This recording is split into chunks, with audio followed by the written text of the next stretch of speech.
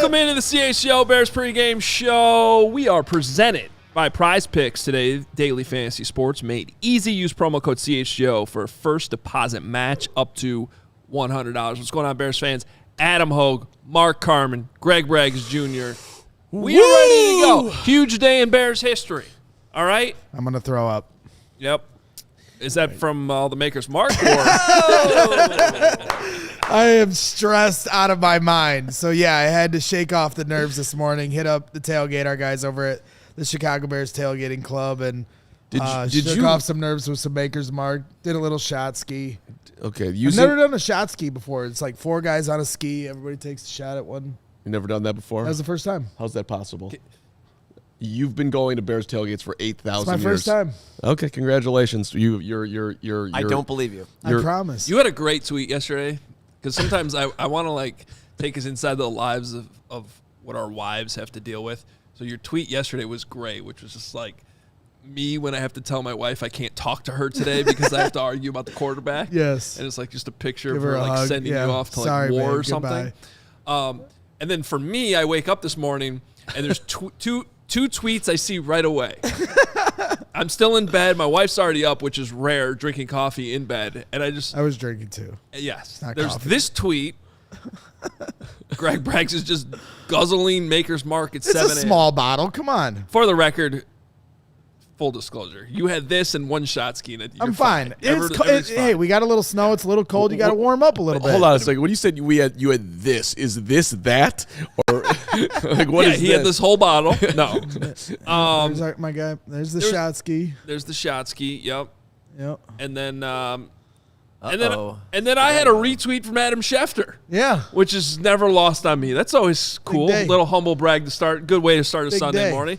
So I'm like, I just roll over to my wife and, no, good morning, no, I love you. It's, Lawrence. Shefty retweet, and Braggs is hammered. Lawrence, Great start to the day. Show him the nipples, Lawrence. Show him the nipples. Show him the what? Yeah, go on my timeline. You'll see it. Come Go on. back to my timeline. Do we have Give I it don't to the wanna people. see that. You want to No see one it. My wants to guy, see that. Ken. You don't want to have to put Yes. a This is one- explicit thing on the YouTube. Yeah, I'd rather Episode? not. I promise. You want to Oh! see There it is. My guy, sweet and sour. it's Look at this. very clearly in all its a glory. gentleman. Look at that. That is It's my awful. guy, Ken. We're gonna Sweet go and sour. Right away from that. Get that out of here. Now I want to vomit. Oh, come on now. You guys know Ken. Great dude. No. There is no not wanting to vomit on Ken's. I feel like Chest. I know Ken a lot better now. All right. Let's get to our inactives and some heated, spirited. Actually, I'm hoping it's relatively, sane Matt Eberflus discussion I want to have. Do you want to go this first or the actual? Well, reaction? yeah, let's show this tweet last night from Deontay A Foreman. lot of tweets in the show, guys. Yeah, Deontay Foreman doesn't tweet a whole lot, and I don't think he had even tweeted since the start of the season. And I mean, all of a hasn't sudden, even changed his profile pic to. He's not even in a Bears uniform. well, at least he doesn't have to take his Bears pictures down, which is the new thing the kids do. David Montgomery did that once. Now he's on the Lions. Deontay Foreman tweeted last night at 6:52, "Ain't no love in this shit. You gotta know that." And is that like a ninja thing? I don't Yes, that is a ninja. Okay. Emoji. I was okay. I don't know what that means, right? Until you get the inactives this morning. Deontay Foreman is a healthy scratch. Was not on the injury report this week and is not active today. Remember, he was not active the first couple games of the season. Yep. It's been an up and down roller coaster of a year for Deontay Foreman. I get the tweet, man. Like, hey, when I've been healthy, I've been crushing for y'all. Yeah. I have one bad week where, by the way, we were going up against a really good defense, and I wasn't exactly set up for success. And now I can't find my way onto the roster. That hurts. Well, Yeah, I get it. Especially being the workhorse that he's been when Khalil Herbert was down. I can understand him taking exception to that. At the end of the day, there's only so many carries. You only have one football. Maybe some of the pass protection issues that we saw, in the Cleveland game start to become the difference. But, I can understand why he's upset. Well, I think that's why, he was inactive to start the year. And by the way, I don't think any of the running backs have been great in pass protection this year, but I do think it's Deontay Foreman's biggest weakness. And also, look, we can't pretend. It's been nice to get to actually know Cole Kmet this year on the show. Yep. But most of the times we don't really know these guys. And at some point, and this is either fair or not fair, I don't know how take it however you want. But when a guy's been on as many teams as Deontay Foreman's been on, like there's usually a reason for it, And so I guess I'm not completely surprised we're here. He was inactive to start the year. He's inactive today. I agree with him. I understand the frustration. I think when he's been out there running the rock, he's been pretty good. But Khalil Herbert looked like Khalil Herbert again last week. Yeah, he did. And I think they're looking at it like, okay, it's week 1 again. What are we going to run offensively? We got our healthy running back. We got Roschon Johnson, Travis Homer as depth if you absolutely need it, and Kari Blasingame, which actually did happen earlier this year. Remember, the Bears had to finish a game with him as the running back. Yeah, it's hard for Deontay Foreman to not look at this like you are saying something negative about my own play, but it's more of a compliment to Khalil if he can somehow flip it around that this was the guy who led the NFL in yards per carry last year, and he's looking healthy. And we have this other guy who's really good on special teams, who's also good on short yardage plays. So, you're in a little bit of a redundant situation, and when you get your chance to play, you've succeeded. So somebody is going to want you. I mean, to your point, Hoge, like there is a reason why you've been on a bunch of teams, but the positive side is that like somebody wants you too, dude. But also, who do you want to give carries to in this game? The guys that are going to be here. Yeah. Do you think Deontay Foreman's going to be a Bear next year? Correct. Exactly. To me, it would be silly to be giving him carries if you don't. The Bears did this right. It just sucks for him. Well, and that's fair. That's a fair way to put it. Yeah. And it just speaks to the way it's just running his point. backs, There's no love in this shit. Right. It speaks to the way running backs are viewed in this league as far as their value and how they're used. I mean, it's just a running back by committee league for the most part, with the exception of a couple teams. And so I'm sure that's got to be frustrating from a playing standpoint, snaps-wise, and a pay standpoint, salary-wise. So, and Darnell Mooney is also the key inactive today as well. The rest of these guys on this list are not really surprised. They've been inactive the last few weeks. And the big name that's not on there is our guy Cole Kmet, who is going to keep that streak going of staying active. There's a little bit of a doubt this morning because Ian Rappaport originally tweeted that Cole Kmet would be active. Then he came back this morning and said he's got to try out warm-ups and maybe it's a game-time decision. But I think we knew that keeping Cole Kmet off the field was going to be hard. Now, and maybe the weather came into that too, because in the locker room Friday that he was asked about that, and I was there, and he was like, yeah, I'm not going to be stupid. So the fact that it's snowing over at Soldier Field right now, it's windy, it's cold, it's wet, very decent chance Cole Kmet is not full go today, maybe limited. I will say this, going back and watching the tape before we switch to this Flus conversation, which I want to get into, there was a significant difference in the offense. I mean, everybody saw this. Obviously, they only scored 6 points in the second half versus 21 in the first half last week. Mm-hmm. But not having Cole Kmet out there changed a lot. Not just the things they were asking Robert Tonyan to do, to basically go be who Cole Kmet has been this year, which in my opinion is a Pro Bowler. They lost a lot blocking. They lost a lot from a receiving standpoint, and so not having a healthy Cole Kmet is a big deal and could very much factor into this game if he cannot play the same amount of snaps he usually does, because I think it did last week against a worse football team in the Cardinals. Well, let's rewind back to 4 years ago for a second, and as Kmet's making his way, and some people are thinking that the Bears missed on Cole Kmet, and shout out to you, Ryan Pace. You get credit here as you're in town for Atlanta. And then shout out to you, Ryan Poles, when identifying guys to sign, and I would bet that he wished that he'd done the same thing with Jalen that he did with Cole, but Cole was more willing to take a deal that wasn't, full market value because he wanted to be here. Which he admitted right on our show here. Exactly. So, but it's a good job that they got it done. He got Poles got to eat his cake, got to have his cake and eat it too with Cole. And by the way, no. I mean, Cole's living a great life, so there's no pity for him. But this is.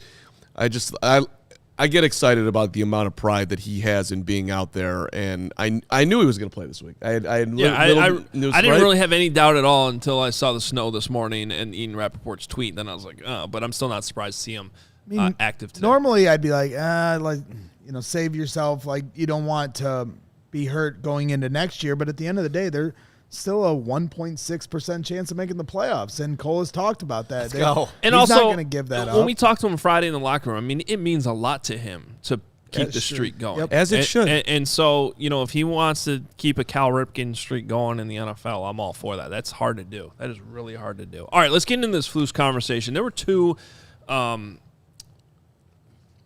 reports, major sarcastic quotes on that, which is not the fault of the reporters as much as it was the fault of how they were then framed on social media.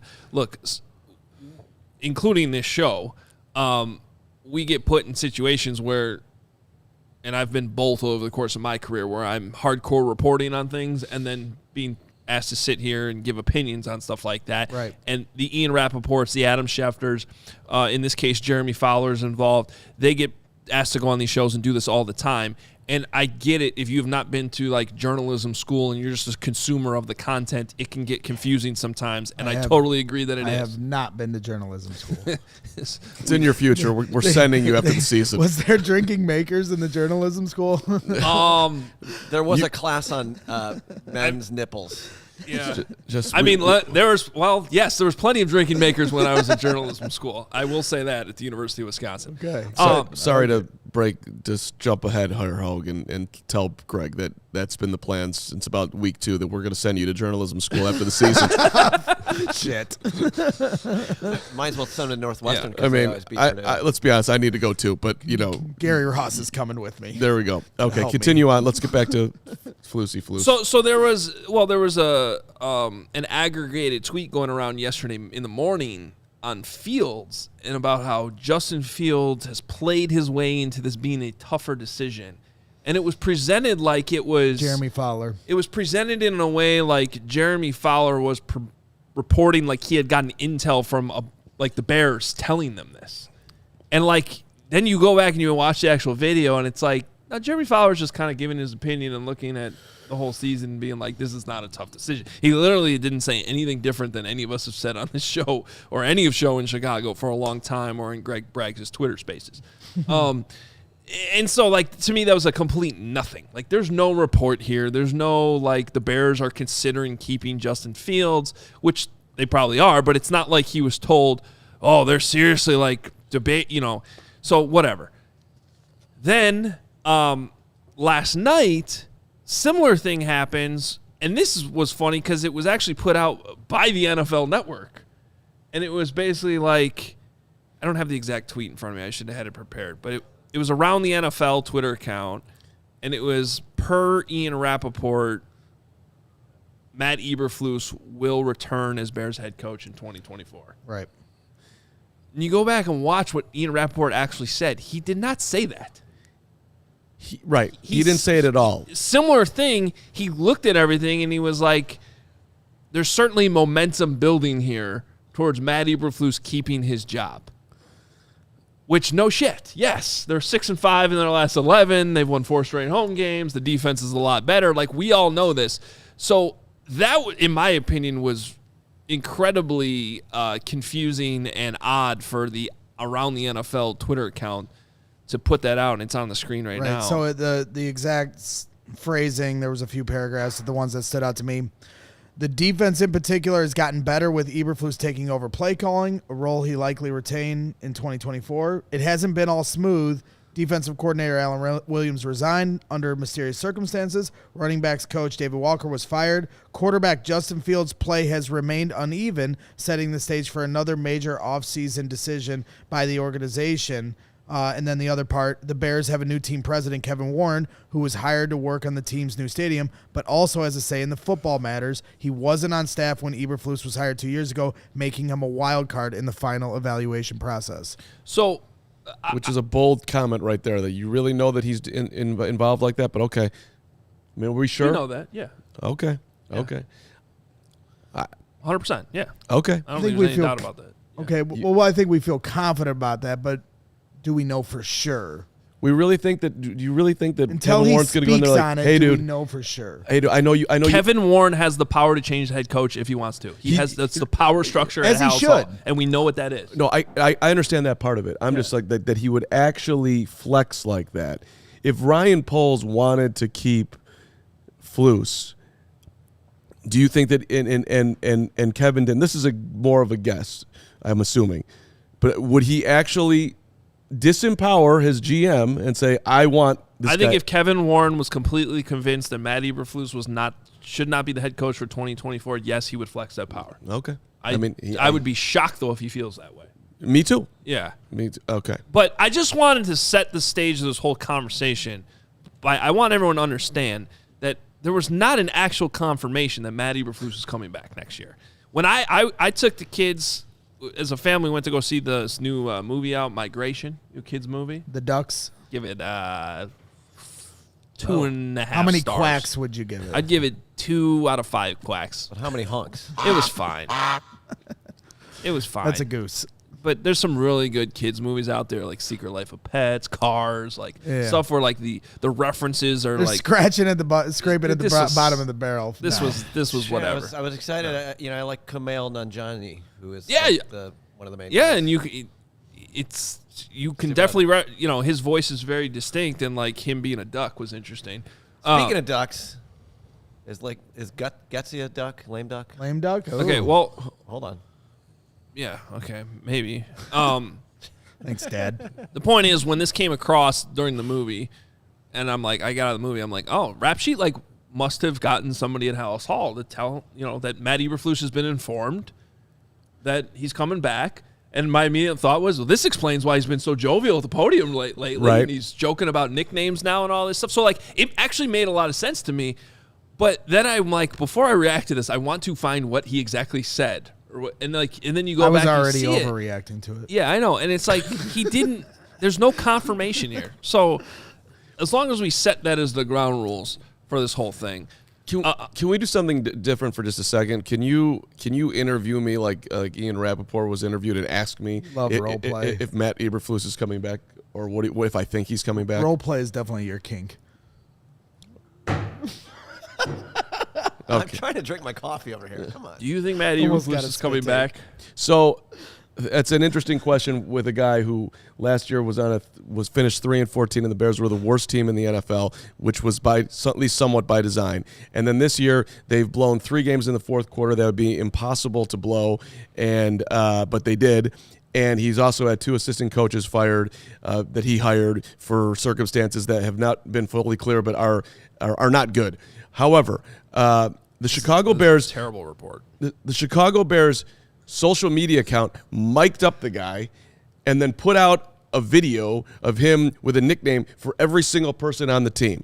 They are actively promoting the head coach of the team. And I would like to think that the Bears, now being run by Kevin Warren, are an organization that has some level of symmetry of what they're doing. And every time the general manager talks about the head coach, he says something nice about the head coach. Right. When he's asked about players on the defense, he goes out of his way to bring in that the head coach has said something nice, has coached up the Jaquan Briskers of the world. So I think it is fairly obvious at this point that there is a lot of support organization-wide for the head coach, Matt Eberflus. So if you're asking me my opinion on whether he's staying, I'm going to tell you emphatically that yes, I do. I think that Matt Eberflus is going to be back. Well, and Ryan Poles said... And by the way, I know absolutely nothing, and that's my read of the tea leaves of what's going on, which is exactly what Ian Rappaport was asked to do. To your point, Ryan Poles talked with Jeff Joniak this morning and said, we're identifying the right types of players. The coaches are doing a great job of developing them. Right. So another sign of approval with the coaches. He was... So my question to you, Hoge, because you say, I thought maybe he got this from somebody in Hallis Hall. And as somebody that's, played this dance reporting, sometimes you're going to hear things and then you're going to put things out in the atmosphere because you have an educated, hearsay from things behind the scenes, but you're not going to say directly where it's coming from. So, that's my question to you. It does feel like he's talking to Ryan Poles because if you remember when Justin Fields first came back, Ian Rappaport also put out a report saying these are the things that Justin Fields needs to do to be the quarterback next year. And there was a list of them. 1 was consistency. 2 was how he would do in the 2-minute drill. 3 was finishing games. 4 was limiting turnovers. And it really felt like that report came from somebody. And now Ian Rappaport, he's obviously got a reputation that precedes him. So to then put this out yesterday, I go back to that report and I'm like, okay, he's clearly talking to somebody. That's how it felt to me. Well, I'm sure he has sources inside the building. And you should have somebody inside every building. But It's irresponsible for me to guess who he's talking to. Of course, and I wouldn't want people to do that to me. I'm not saying to do that, but it just does feel like it's not just him giving an opinion. It's him also, giving an opinion attached with right. What it's an informed opinion. It's an informed opinion. That's what it is. It's not a report that Matt Eberflus is 100% coming back. Right, or he has said been expected. Told. He didn't say official. We're not debating that. I'm just making sure everyone knows that because your Twitter world, it was very obvious that people did not understand that last night at all. Yeah. And by the way, including many members of the media too that were chiming in on this whole thing. Yeah. Like he did not say Flus is 100% coming back. I just think that's important. Now, what I wanted to do this morning, and I put this out on Twitter this morning, was because there's a very strong reaction to this that he shouldn't be coming back, and I just wanted to actually I just feel like a lot of people decided week 4 that this guy should be fired. And that's the decision they made, and that's what they're sticking to. And that's fine if that's your opinion. Like, that's okay. But I just wanted to know the exact reasons. If you're somebody who does not think Matt Eberflus should come back next season, what are your specific reasons for why he should be fired? I got a bunch of responses, and I took, the 5 main ones, I would say, that I just wanted to address individually. Because I think if I am making one point through this exercise, is that I do not think it's as black and white as people want to make it out to be. I think you can poke holes in every argument for him to go and probably poke holes in every argument for him to stay as well. And I think that's fine. But here's some of the top reasons. We go through one by one. First one that I think is completely fair. Bad coordinator hires. Or just questionable coaching staff hires overall. Of course, referencing the fact that he had Alan Williams resigned. And in the Alan Williams case, this is the guy he's worked with for a long time. Whatever the reasons were there, if you want to say the head coach should have had a better idea of what was going on and that should have been avoided, I think that's fair. Now, the David Walker thing, should he have a better idea of maybe what this guy's reputation was around the league off the field? I think that's partially fair.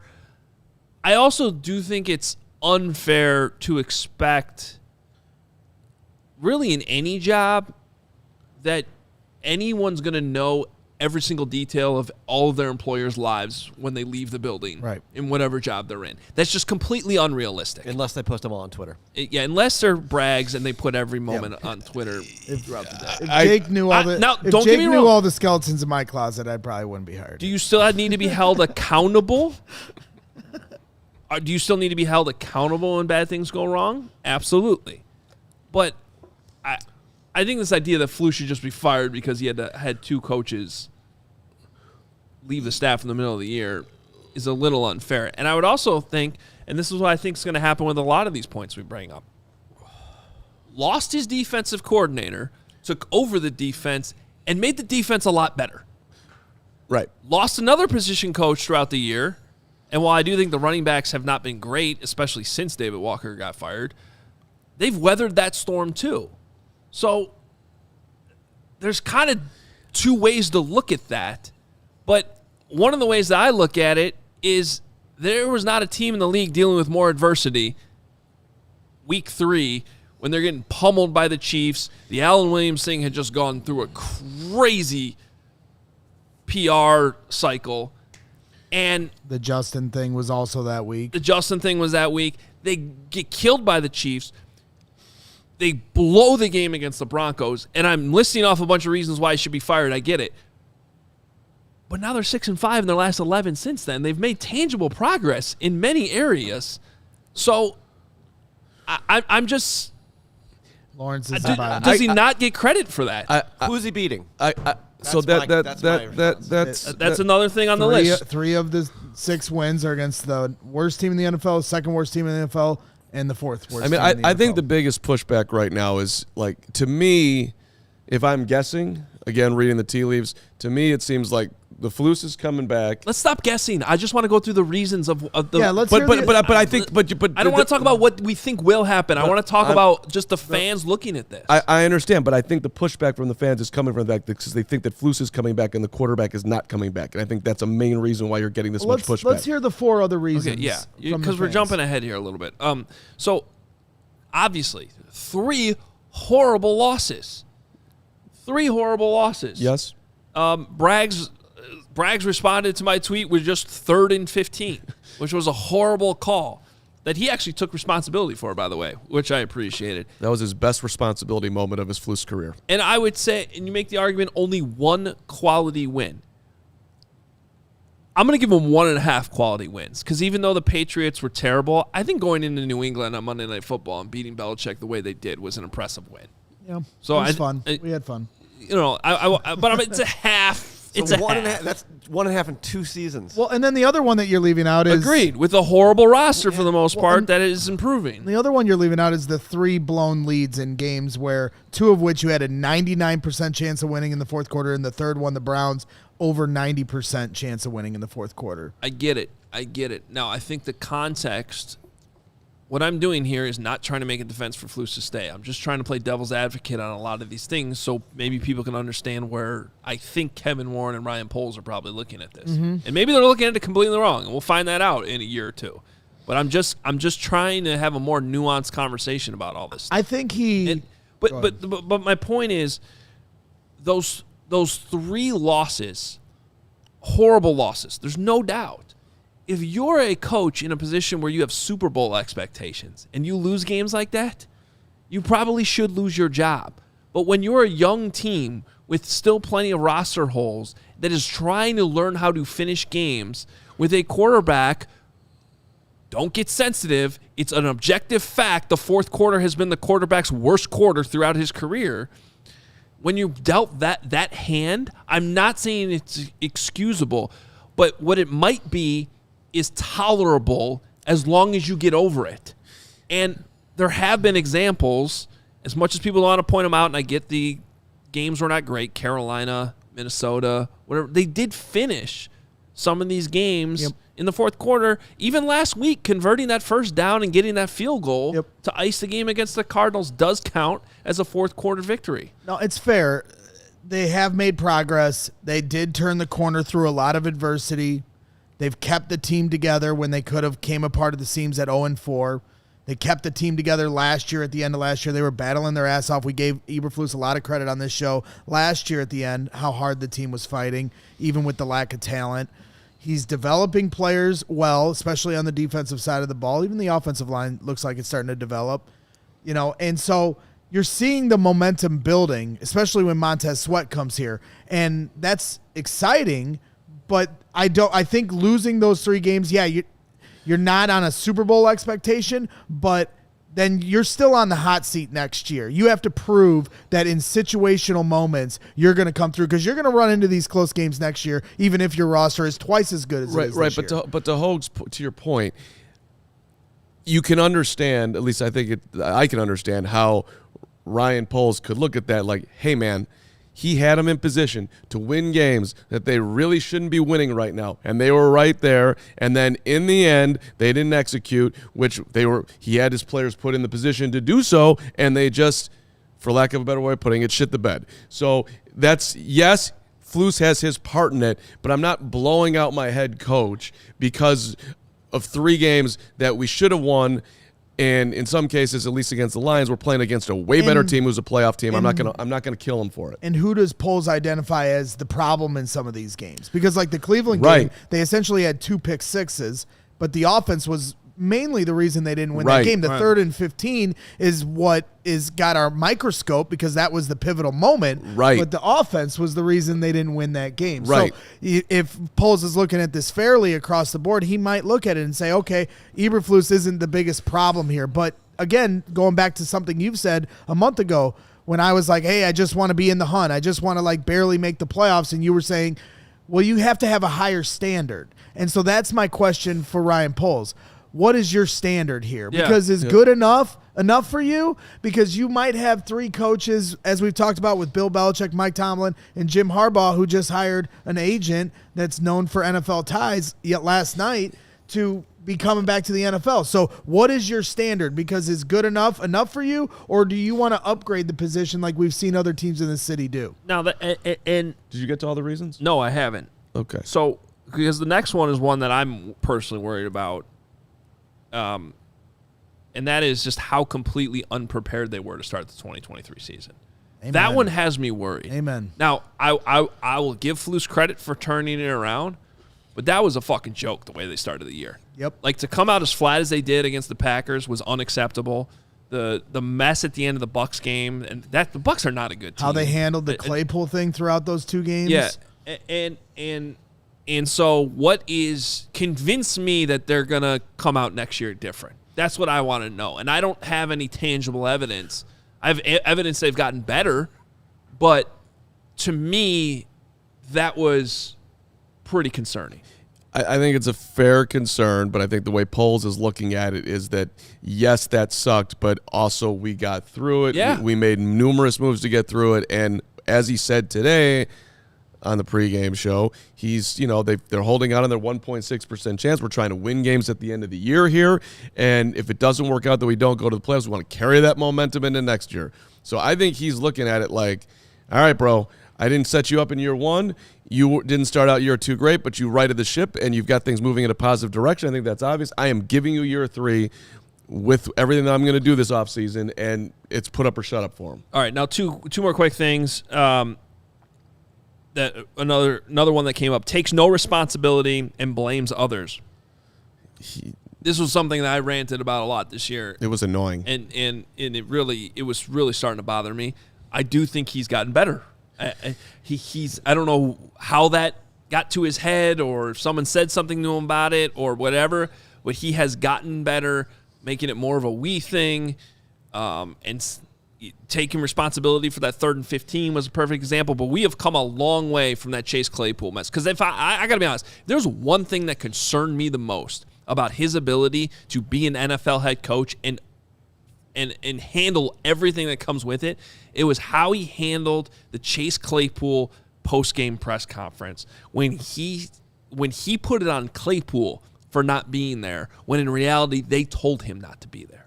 That's not, as much as Chase Claypool probably deserved to be thrown under the bus, you can't do that to your players and not have other players in the locker room question it. And so that one really concerned me. But again, he seems to have fixed this in different Flus now. Well, and then the other part, too, with the Claypool thing, okay, that was the final blow. But reverse back to the week 1. As you said, not coming out prepared. Chase Claypool's not showing any effort, and you make him active week 2, and he made more mistakes in week 2. You had an opportunity there to set the tone of what an expectation for your players are, and instead you let him make you look bad 2 weeks in a row to the point where all of a sudden you're trading him another week. And it goes later. back to training camp, which we talked about the day that we watched practice, and the way they let Claypool just like run around like a maniac, yelling at Tyreek Stevenson, and no one stepped in. I still find that as an enormous red flag. So okay. Of everything we've named, of all the reasons, that one right there to me is the biggest. You have a diva wide receiver that you traded for who was called out by guys in the locker room. Your quarterback, your leader, the most professional face of the franchise called him out. And here he is treating a rookie who you just drafted like he's a complete punk, to the point that one of the coaches has got to sit there with Tyreek and tell him, don't respond, let him do his thing. And it kept going all of practice. Chase Claypool should have been thrown out of practice that day. I agree. He should have been thrown out. Martellus was suspended like a week for doing something similar. And they did nothing. Well, and that's the entire lack of accountability with Chase Claypool, I think, was concerning. Yeah. I think the question is, did he learn from it? Because what we're missing in all this is that he is a first-time head coach. Yes, that's right. And I don't think he has the same level of stubbornness that Matt Nagy had. I think we're seeing a much better willingness to adapt, adjust on the fly, understand this was a defensive coordinator who was probably put in his first situation here where I have to manage an offensive diva here. How do I do this? And he probably didn't handle it well. But my point is if you're showing signs of progress and you're showing a willingness to get better, are you sure you want to fire that guy? That's all I'm saying. Right, are you sure you want to do it? Because for all the things we just listed at the start of the season, not coming out prepared, starting 0-4, Chase Claypool, Allen Williams, Justin Fields calling out the coaches to a degree, all that adversity, and then they respond with 6-5. So while we can use those as a mark against him, the way they responded from those things is a mark for him. Yep. Yeah. I think that's fair. Now, the last thing I want to say on this, we'll get to a break, and then we got to get Nick from Soldier Field. We don't take breaks on the show. We'll get to a This is Carman's one of our only pet peeve. we do not take breaks. What he hasn't figured out is I do it now as a bit to get him going. He takes pee breaks. It works. It really irritates me. You We take do pee not take breaks. breaks. We never leave you. We are with you the entire show. Don't go anywhere. There's no such thing as a break Unless on this Carm show. has to We are take a all pee. together. They're not tuning I don't out take a break when I take a pee. You keep the show going. Keep going. Oh, that's true. All right. That's true. Now, here's where I stand on this. I think the most legitimate argument for making a head coaching change has to do with this idea of whether or not he is viewed as a lame duck coach going into next year. Because we have seen this cycle way too many times.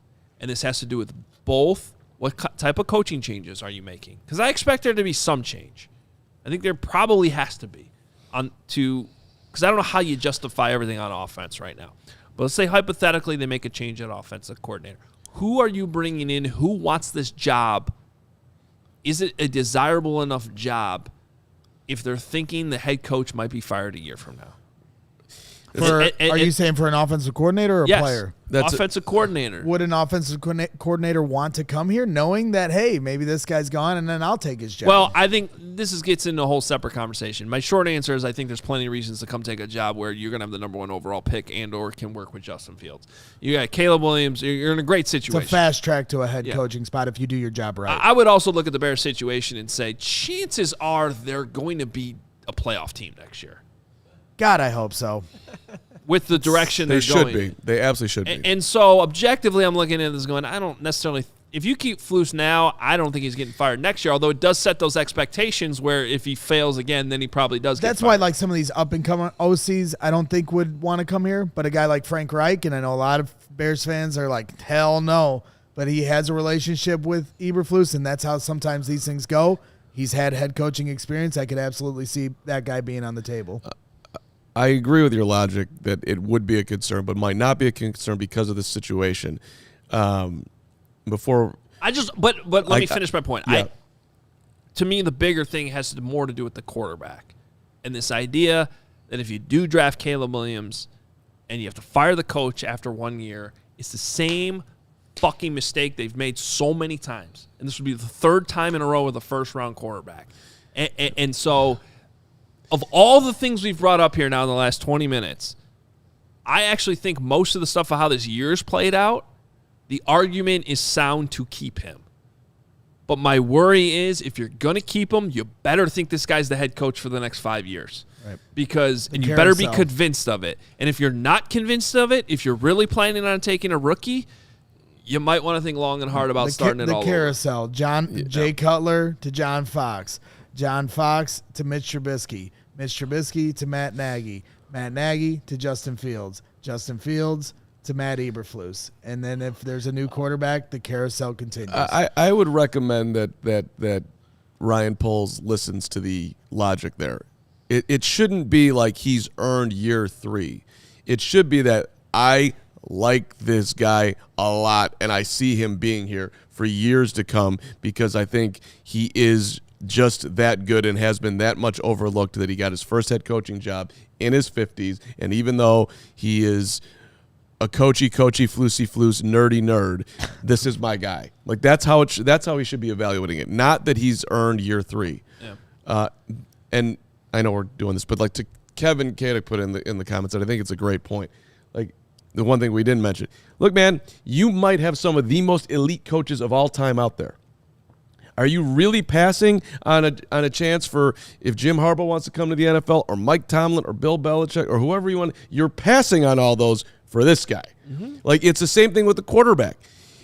Justin Fields, we wouldn't be talking about moving on from him, but you have the number 1 overall pick, and there might be a generational talent. So it'd be really hard to move on from a guy who, after 3 years, who deserves to continue to grow with everything that's gone on here. But you might do it because you think this guy is the next biggest thing, and you're not going to pass. You're not going to have the same logic with the head coach. These guys are out here. You really think that the Flus is better than them? That is a big-time statement. Yeah. I think that's a perfect way to end it. Yeah. We have 3 supers. We have a bunch of supers, but we have 3 that are specifically about Flus. So I thought we should just rip through these real fast. Jason Stevens, $10. Aside from the defense getting better, a few more wins, and not completely losing the locker room through adversity, what can we point to that says Flus is a good coach? And he actually followed up just now. Out of all the teams who will be looking for head coaches this offseason, which one of those teams would likely hire Flus to be a head coach? That's a good point. Joe, $5. Nothing from 2022 counts against his resume. That team was purposefully terrible. I agree. True. That is true. And then Ravi, $1.99. Yes or no? Do you think Flus wins us a Super Bowl? And that's probably the biggest question of all. Can you go back to that first one? Was that Jason? Yeah, the $10 one. Yeah. Hold on, let me find that. I love it. We're on. Our hair's on fire this morning. Because I get it. It's good. I just want to point this out, though, and this is exactly my point. And Credit to makers. Good work. You I riled think, everyone up. I think this speaks exactly to my point that some people just decided, like, week 4, I'm done with this guy, and I they're did. not willing to look I at fired this. him. That's fine. That's fine. You're allowed to do that. Jason's allowed to do that here. I'll but I apologize. just want to read this again. Aside from the defense getting better, a few more wins for a team that had lost 14 in a row, by the way. They're 6-5 in their last 10 or 11.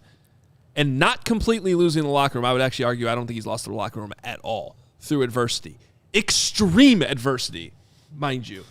Try to put yourself back in the, what was that, week 2 or week 3 when all that shit was going on? Well, that was a lot. That's adversity he That's created. a lot is my point. That's a lot of reasons right there to keep him. But he created a lot of that adversity by hiring those guys. Right. He started the fire in the house and then put the fire out and was like, "Give me." That's only a fair statement, Law, if he knew everything about Alan Williams' background and hired him anyway. You're that's the head not. coach. That's not. It's his job to know his You're background. the head coach. It's his Yeah, job but the to- Claypool thing, to your point, that was right in his face. So I think the Alan Williams Ryan point is fair, Poles- but the Claypool part is a mark against him for how he handled it. Yeah, but Poles has got to eat that as far as, like, I should not have put that guy in your locker room. That's on me. That's how. Correct. If I'm Ryan Poles, That's that's how fair I'm too. looking at But it. he's been working with this guy forever, and like he obviously had no idea that there was ever something was going to come to the point that.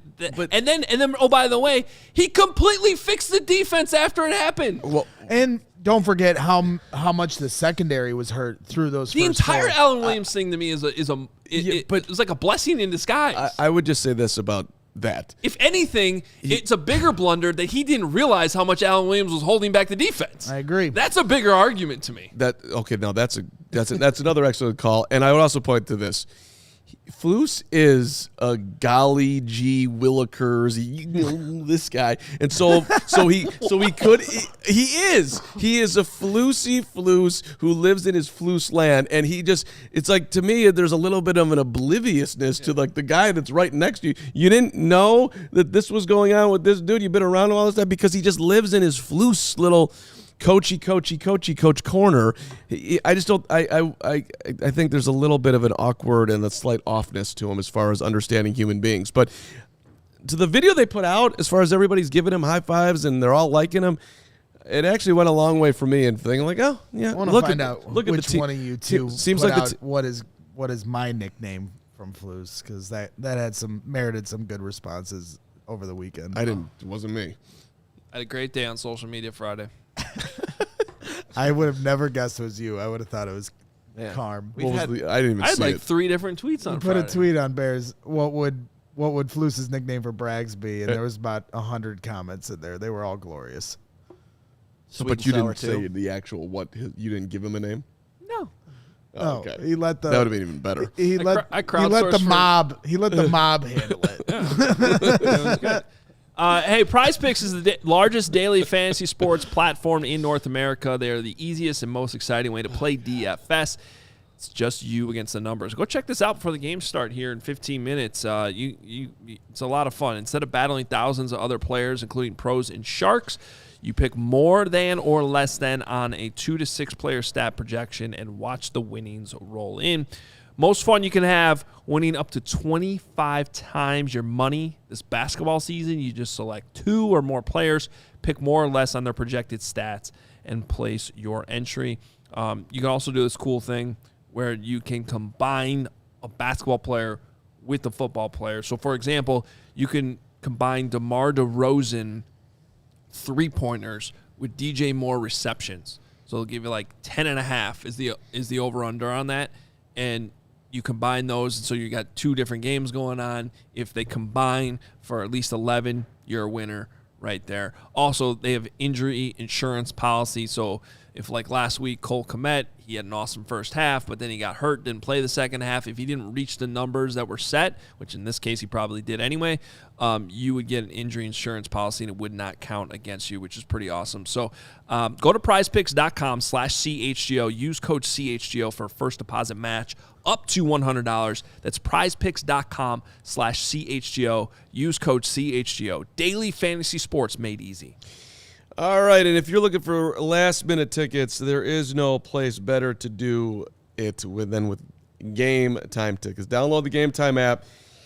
For those of you who are watching the show in the parking lot right now, thinking about going in or not going in, you can get 14th row, 50-yard line, 437 for under $100 all in, $96 to get in right now.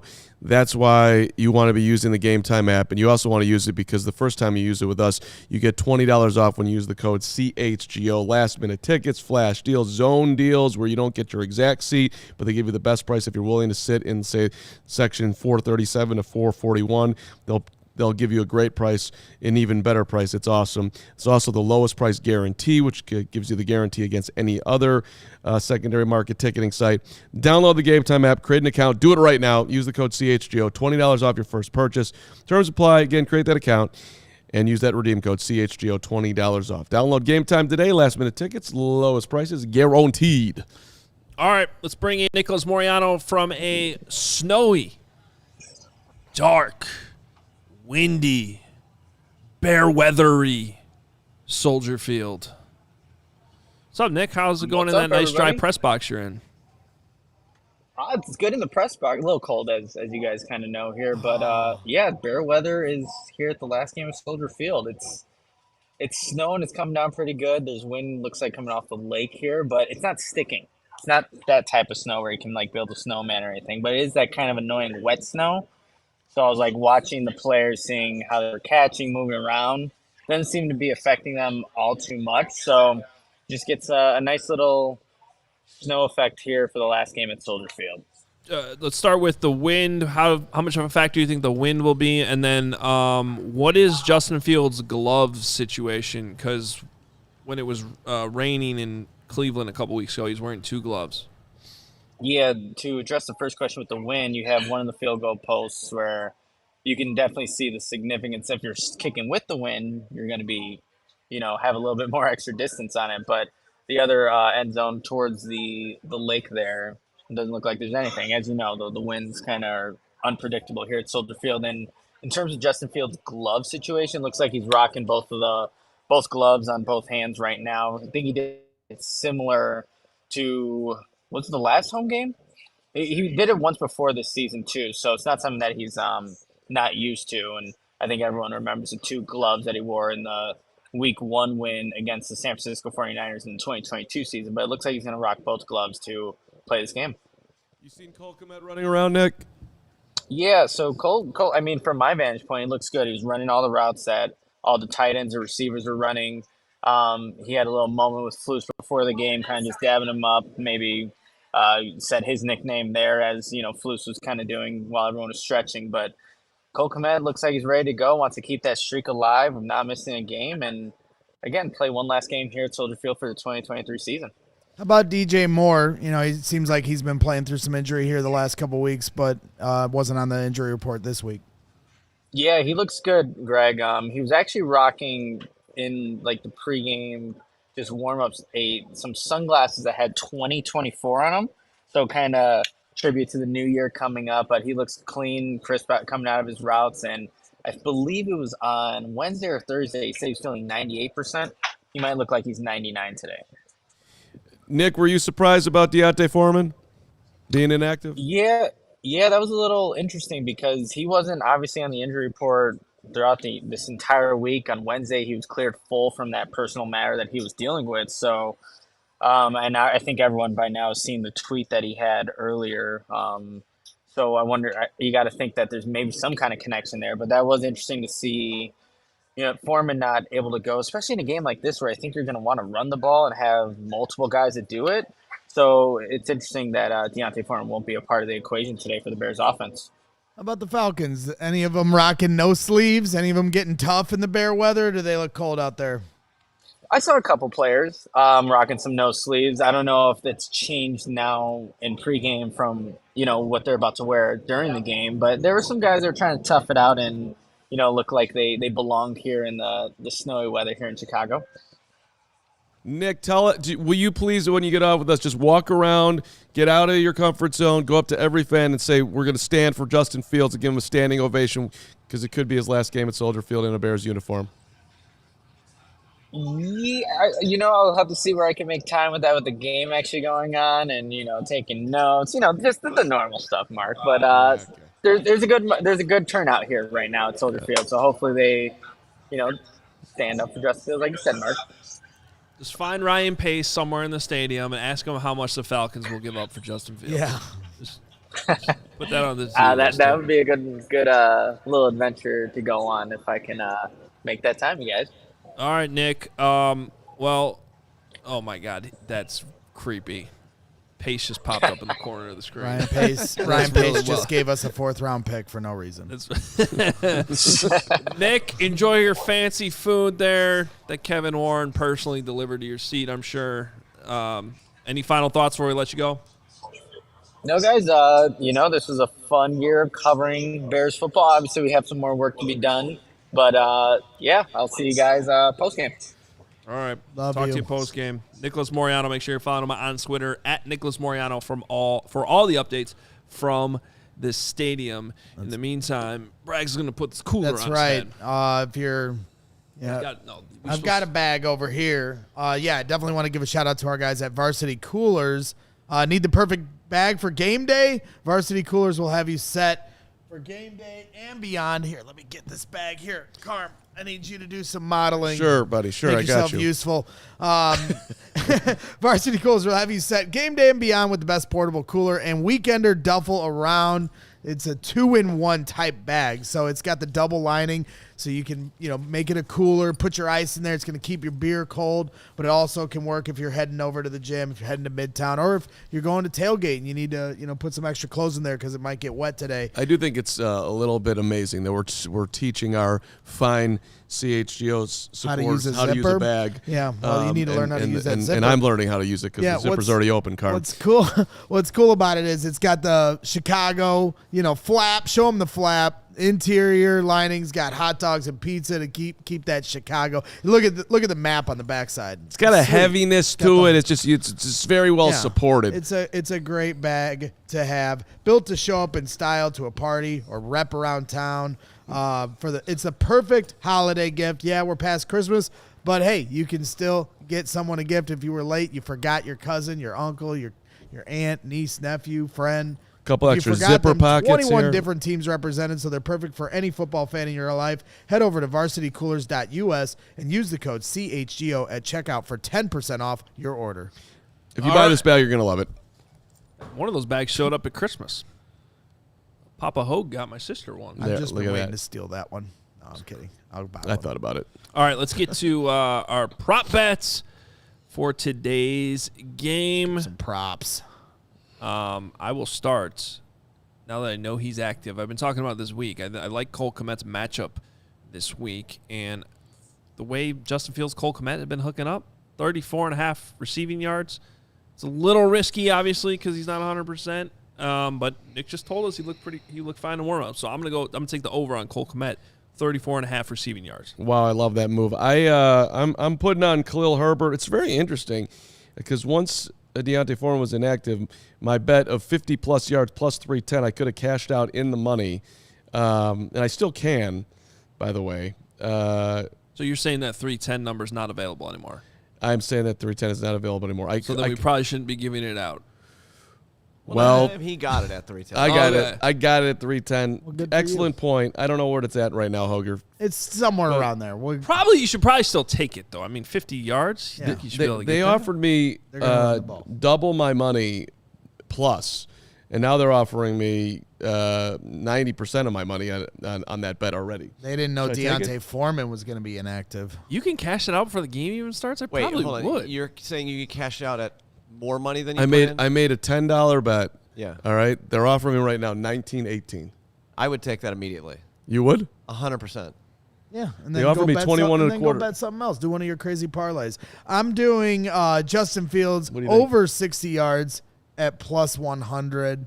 Let it ride. So to me, Yeah, let it ride. I like I think gambling. this is a day where passing is going to be tough with it. Wet conditions. Justin's always taking the onus to try to take things on himself and try to get first downs. And the defense, not having the footing that they're typically going to have is going to put them in some tough spots to try to keep up with Justin on the edges. So I think Justin is going to have a big day running the football. The key for him is ball security on a wet day like this. Just make sure you're holding on to it. But I do think he's going to rack up some yards today. What I would do if I were you is I would take your $9 profit and I would take the 10 you originally bet and put it on Khalil Herbert to score a touchdown at higher odds. Yeah. That's what I would do if I were you. Although, honestly, I have two bets on him. anytime I've got him touchdown at for Khalil can't be that big. No, but it's going to be higher than Yeah, that's true. because you're securing your $9 that you just Yeah. profited. Yeah. So that's what I'm saying. I like it. I like Yeah. reinvesting immediately because Yeah. you never know what's going to happen. He could get injured on the first play. Sure. And they're giving you basically double your And money. also, he's been very inconsistent throughout the year. And it's the Bears. And it's the Bears. All right, predictions. Speaking of Bears. Yep. Little nervous. This has been a clean sweep. Look at this. Not just for the three of us, but for everyone that made picks, including Nick and Will and We're riding it, baby. Woot. Everyone's on the Bears. yeah, everyone's. And I saw someone compiled all the local medias, and I think only Rick Morrissey picked the Falcons. Good for Rick. the Viper. And shout out to Patrick Finley, 12-3 picking the Bears this year. That's really It's impressive. actually pretty good. Really good. It's pretty good. What are we, 9-6? And 9-7? 10-4? yeah, all of us are 9-6, and we're all tied going into the last week of the season. And Hey, you we're know who else should be 9-6? The Bears. the Bears should be Yeah. 9-6. Thanks, Blues. All right. Well, I think it's going to be a little bit of a lower scoring, close game, but everyone's relatively confident. We will see. And by the way, that whole conversation we had about Matt Eberflus, as I said earlier in the week, these last two games matter to me. Let's see what the whole thing looks like when it's over. Did you beat the Packers? That would help. Yep. Did you lose to the Packers in embarrassing fashion again? That would not help. Yeah. Did you blow another lead today to the Falcons? Or did you just finally have a good game where you just won from start to finish and in convincing style? This all matters. So let's see how it plays out today. Let's see if it's Justin Fields' last. Well, we're not going to get that answer today, but. Right. And most importantly, say it with me, guys. Oh, let's go, Jags. I'm going to throw up. Are we ending the show or do we want to do these super chats? Well, we got 2 minutes till kick, so That was a good ending. I know. I was ending the show. I know. But okay. Thomas, Thomas, $5 played with. the New York Times playoff prediction board. I still can't get access to that for some reason. Found a case. Well, you're not allowed to. Found a case where Bears make playoffs dependent on Panthers beating Bucks Week 18. Who are you rooting for in that case? The Bucks. I choose death. Well, the Okay, Bucks. No, Thomas? you know why? Because the Jags are winning today, so it doesn't matter. Yeah, let's go Jags. Next up, football. CF Candy. I'm sick to my stomach with the disgusting thought that Eberflus comes back, lack of OC options due to that, and putting a lame duck coach with a QB again. Appreciate you, CF Candy. So we got maybe one or two more here. Ben Vieira, $4.99 super chat. Braggs, I'm drunk at the Bills versus Pats watching the Bears game. Love it. Bears on Kawhi, $4.99. Rocking the JF1 jersey the last two games in support of Fields and Marvin Harrison Jr. being here next year. Bear the fuck down. CHGO. And Crystal, have a great time today, Crystal. $4.99 headed to the game. Guys, sending my love. As always, my prediction is Bears 21-17. Love you guys in Bear Down. We love you back, Crystal. Have a great watch today. Dominic, Happy New Year's, man. Appreciate the support. Thank you, Dominic. Go. We will talk to you all right here post-game. Will we be celebrating the number one overall pick? Will I hump a bear? We all silly like the mayor.